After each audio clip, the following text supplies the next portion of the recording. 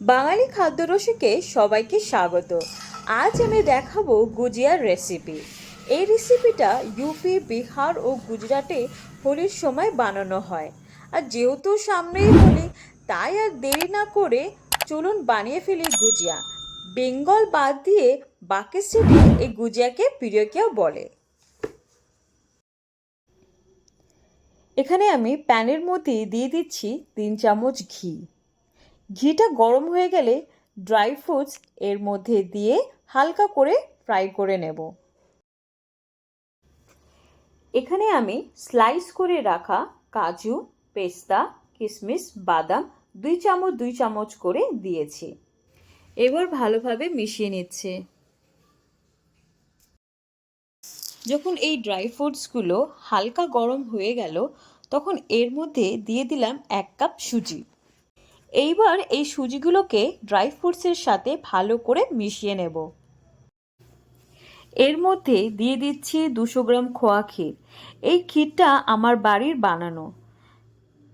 আপনারা যদি খোয়া ক্ষীর ঘরে বানিয়ে নিতে চান, তাহলে আমার উপরে দেওয়া আই বাটন ক্লিক করে রেসিপিটা দেখে নিতে পারেন। এইবার খোয়া ক্ষীর ভালোভাবে মিশে গেছে। এখন এর মধ্যে দিয়ে দেব শুকনো নারকেল কোড়ানো। আপনারা চাইলেন শুকনো নারকেল কিনে এনে মিক্সারে হালকা গ্রাইন্ড করে নিতে পারেন, কিংবা একদম ঝিরিঝিরি করে কেটে নিতেও পারেন। নারকেলগুলো ভালোভাবে মিশে গেলে এর মধ্যে দিয়ে দেবো 5টা এলাইচির গুঁড়ো। আচ্ছা, আপনাদেরকে আর একটা কথা বলা হয়নি, সেটা হচ্ছে যে সুজির ব্যবহার করবেন সেটা যেন ছোট দানারই হয়। বড় দানার সুজির হলে মুখে বাঁধবে। গুজিয়ার পুর রেডি হয়ে গেছে। এবার এটাকে ঠান্ডা করার জন্য রেখে দেব, আর ততক্ষণ ময়দার ডো বানিয়ে নেব। এখানে আমি 3 হাতা ময়দা নিয়ে নিয়েছি। তার মধ্যে দিয়ে দিচ্ছি 3 চামচ ঘি আর সামান্য লবণ।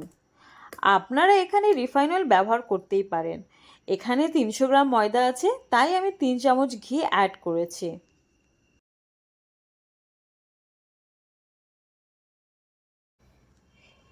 এবার আমি ময়ম দিয়ে নিচ্ছি। ময়ম দেওয়ার সময় ময়দাকে 2 হাতে ভালো করে রাব করে নেবেন, তাতে খাবারটা খাস্তা হবে।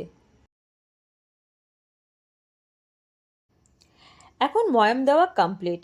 এই দেখুন কি সুন্দর হাতের মধ্যে ময়দাগুলো দোলা পাকিয়ে যাচ্ছে, আর অল্প একটু চাপ দিলেই কি সুন্দর ভেঙে যাচ্ছে। তার মানে বোঝা যাচ্ছে যে আমার ময়ামটা কমপ্লিট হয়ে গেছে। এবার আমি অল্প অল্প করে উষ্ণ গরম জল দিয়ে ডোটাকে মেখে নেব। ময়দা ডোটা মাখানো কমপ্লিট হয়ে গেছে। এইবার ভেজা কাপড় দিয়ে ডোটাকে ঢেকে রাখবো আধা ঘন্টার মতন। আচ্ছা, ওইদিকে গুজিয়ার পুরটা ঠান্ডা হয়ে গেছে। এইবার এর মধ্যে গ্রাইন্ড করে রাখা 1.5 কাপ চিনি দিয়ে পুরটার সাথে ভালো করে মিশিয়ে নেব। আপনারা কিন্তু পুর ঠান্ডা হয়ে যাওয়ার পরে চিনি মেশাবেন, আর যদি গরম অবস্থায় চিনি মেশান তাহলে পুরটা দলা পেকে যাবে।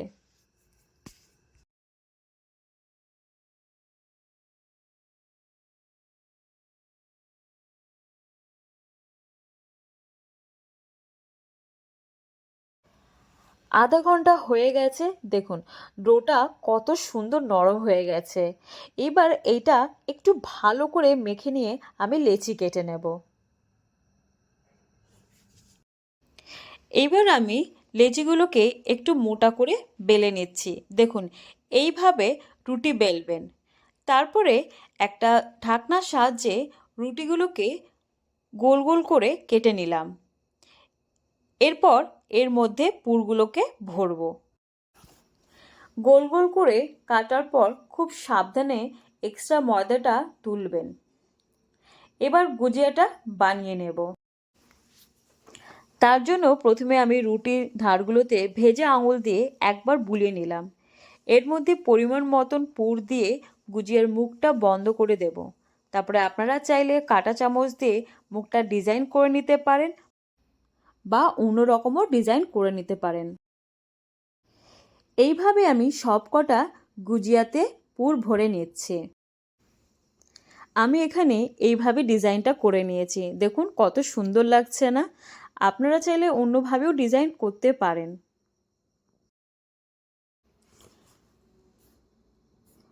কড়াইতে আমি 700 ml তেল নিয়ে নিলাম।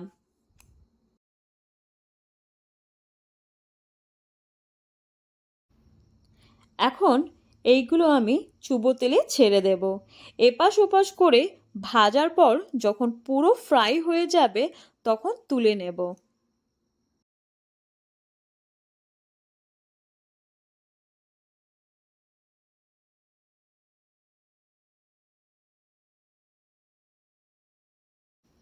দেখুন বন্ধুরা, গুজিয়াগুলোকে ভালোভাবে ফ্রাই হয়ে গেছে আর কালারও চলে এসেছে। এইভাবে আমি বাকি গুজিয়াগুলোকে ভেজে নিচ্ছি। সো বন্ধুরা, আমার রেসিপি তো কমপ্লিট হয়ে গেছে। আর দেরি কিসে, আপনারাও বানিয়ে ফেলুন এই ফেস্টিভ সিজনে এত সুন্দর একটা গুজিয়া রেসিপি। তো আবার দেখা হবে আপনাদের সাথে আর একটা নতুন রেসিপি নিয়ে। তার আগে আপনারা একটা ছোট্ট করে লাইক করে দিন, শেয়ার করে দিন আর কমেন্টসে আমাকে নিশ্চয়ই জানাবেন আমার এই বানানো গুজিয়াটা আপনাদের কেমন লেগেছে। তো সাবস্ক্রাইব করতে একদম ভুলবেন না। সো বাই বাই, আবার দেখা হবে নেক্সট ব্লগে।